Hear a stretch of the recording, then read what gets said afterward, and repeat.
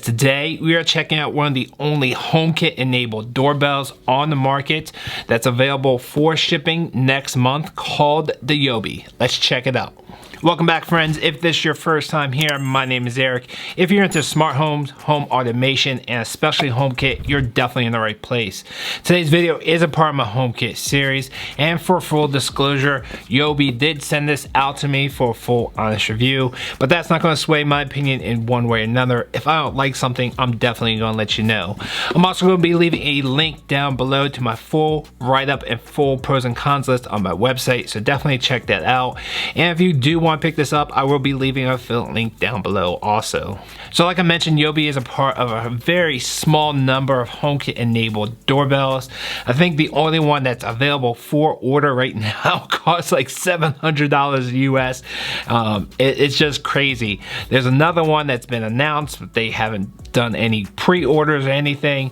Yobi has been doing pre-orders and is doing a Kickstarter right now, and they estimate shipping to be next month. So let's go ahead and jump into the box and see what comes with it. First thing you'll see is the auxiliary supports, which you don't have to use. These are used to get that perfect angle depending on how you're going to mount the doorbell. One is 15 degrees down or up, and the other one is 15 degrees right or left or horizontal. Unfortunately, these are not designed to be stackable or to be on top of each other. I would like to add more to get maybe like a 30-degree angle, but unfortunately the way the design, you can't do that. Of course, you can always jerry rig it though. Also include our color instruction manuals, a power adapter kit that you have to install into your mechanical doorbell, a drill bit, and a Phillips and flathead screwdriver combination, multiple screws and wires that you'll need for your install. And then you have the star of the show, is the doorbell itself. Now, one of the very first things that you'll notice is that this thing is huge compared to other doorbells. It comes in at almost 6 inches long and almost 2.5 inches wide, which just blew my mind. I actually thought it was smaller. So if you are limited on space of where you want to place this doorbell, make sure you measure ahead of time because this thing is fairly large.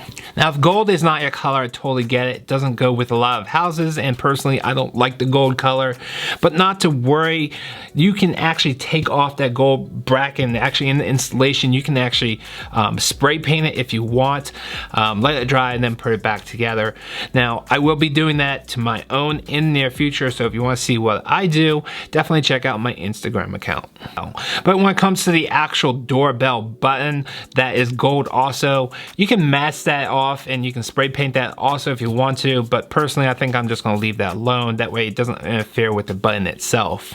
Now, there are some requirements for you to use this doorbell. One is that you have to have a wired doorbell. It's not a battery operated doorbell. You also have to have a mechanical chime.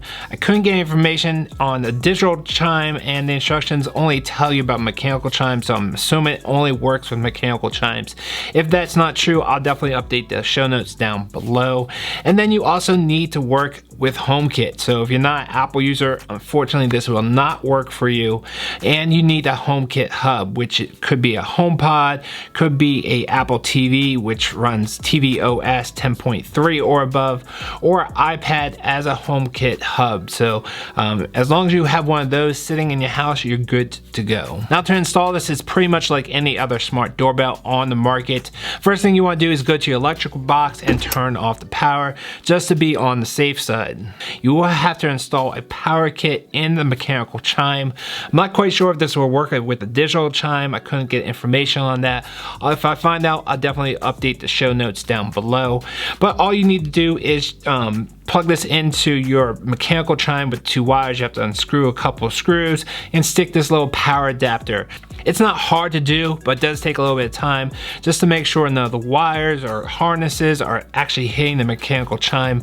But once you find a good place for it, it's not that bad. To set this up outside is just like any other smart doorbell. You want to make sure you install the wedge first, depending on if you want 15 degrees down or up or side to side. Next, you want to install the gold support bracket. You do install this 4 little screws.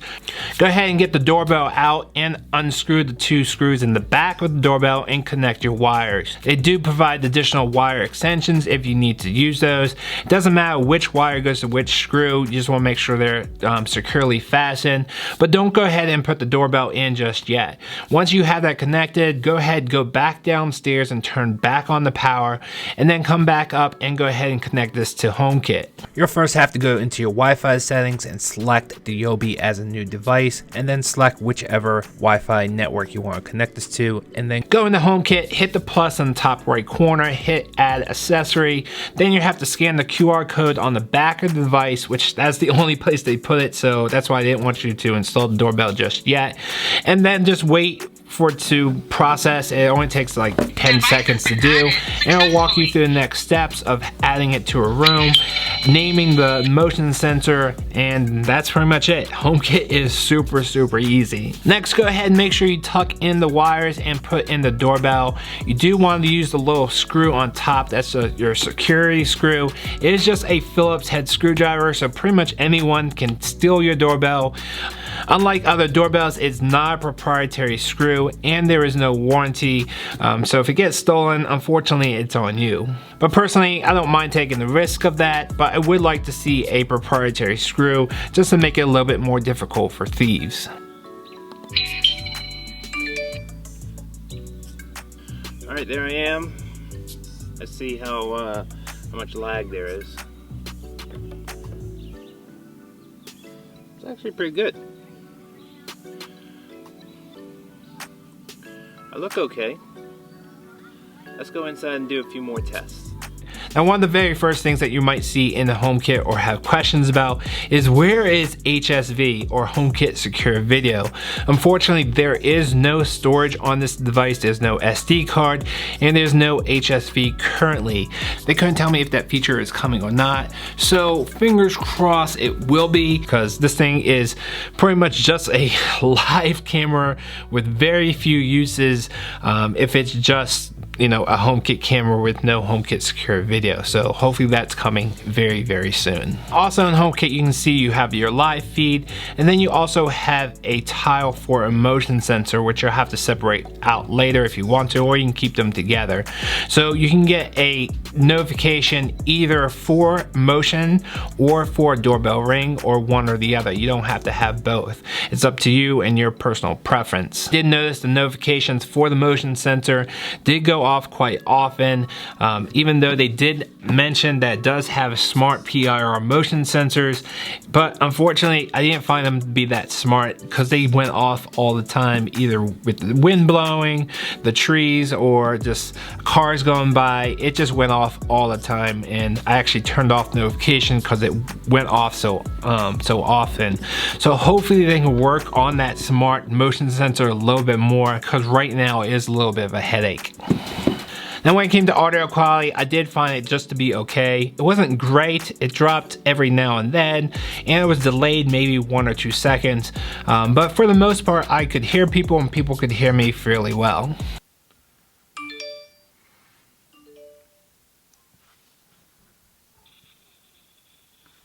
Hello. Hi. Hi. You're looking good. Can you see me? I can see you. How do I sound? You're looking like a doorbell. Like a gold doorbell? You look like a doorbell. How do I sound? Sound okay. Okay, good. Thank you. You sound okay. I appreciate it. Okay. Love you. This is the sound test of the Yobi. How do I sound? How do I sound? I am getting a little bit of feedback. That's not that bad. How do I sound? How do I sound? Now, when it came to video quality, this is very subjective. Plus, this is a video of a video, because there's no way for me to record or download the footage because it has no HSV. So unfortunately, the only way to do this is a video of a video, or even a screen video. I did a couple of those. I don't know if that's going to come through this video, but I'm going to show you this anyways. Most part, it was okay. Being 1080p camera, I did expect a little bit better. I did find that the focal length, things further away was more out of focus compared to some other smart doorbells out there on the market, but as things were within like maybe 5 feet, definitely things were in focus and clear. So I would like to see a broader focal length. I know that they're not going to be able to change that in this version, but hopefully in the next version they can fix that. But it's okay. It's not nothing to write home about. I did find the video speed to be fairly quick, almost in real time, which is definitely a big 2 thumbs up there. What's really nice is that this does work with HomeKit, meaning that you can set automations and scenes. So if you want a light to turn on when it sees motion, or a different light to turn on when the doorbell is ringing, you can definitely set that up by going into automations, hitting the plus button, hitting the trigger, which would be a motion or the doorbell, and then selecting what you want to go off or turn on or what color.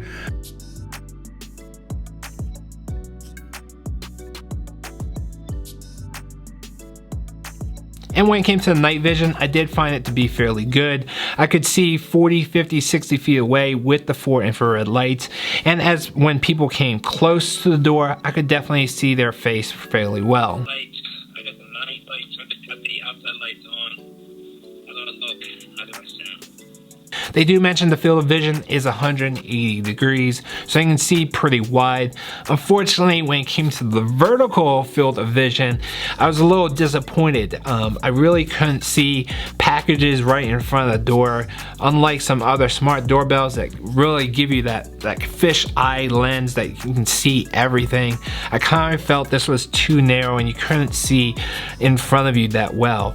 It was great that it's 180 degrees, but you also want to look down. I did put in a 15 angle degree wedge, which pushed it down a little bit more, but unfortunately it still was not enough. They also mentioned they have something called facial backlight compensation. I didn't see any huge benefit in this, but if you do have the sun directly in the camera lens and someone is close, you'll be able to see the person's face rather than the sun. So I wasn't really able to test it out just because of the way my camera is angled, but it might be something beneficial to you if you're directly facing the sun. All right, final thoughts, guys. This is just a okay doorbell. There's really nothing to write home about except for one item, and that is that it works with HomeKit. It's just one of what, 3 certified HomeKit doorbells out there on the market.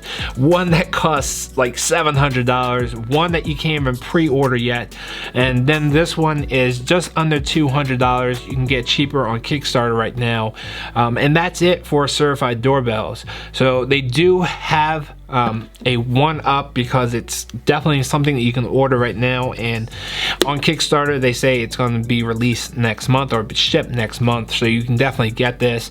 It doesn't have HomeKit secure video, but overall I think there's things that they can definitely work on. Some things that they cannot improve in this model just because it's hardware based, and then other things that they can work on because it's firmware based, but definitely needs a little bit more work. If you guys have any questions, let me know down below. Once again, I'm going to be leaving my full pros and cons list and affiliate links down below, so definitely check that out. If you guys want to see the next video in my HomeKit series, check that out right there. And if you're brand new here, I hope you will consider subscribing for more smart home content and HomeKit stuff right here on Modern Day Tech. Thanks for watching. No, nothing can break me.